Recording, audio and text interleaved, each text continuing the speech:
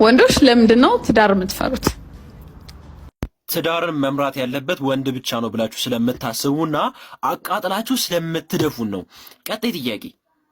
ያኔ ጥያቄ ደግሞ ለምንድነው ሎቲ የምታረጉት? አዋዋልሽ ነው። ሎቲ የሚያደርገው ወንድ ሳይሆን ሴት ነው። እኔ ይሄ ወንድ ነው ብዬ አልከራከርለትም። አዋዋልሽን ቀይሪ። ቀጣይ። እኔ ጥያቄ ደግሞ ለምንድነው ከብሬክአፕ በኋላ ጂም የምትገቡት?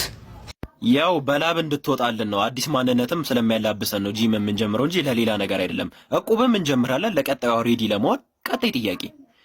እሺ ለምንድነው እንደ እናቴ ነው ማየሽ የምትሉት?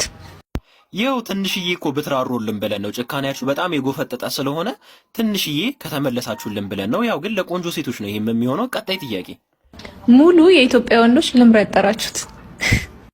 ያው አዋዋላችሁ እኮ ነው። ከአጫጭር ወንድ ጋር እየዋላችሁ መቼም ረዥም ወንድ ልታዩ አትችሉም። ከኛ ጋር መዋል ትችላላችሁ። አጭር ወንድ እኔን ስለማይወክለኝ። ከወንዶች ጉዳይ ደግሞ የመጣ ጥያቄ አለ።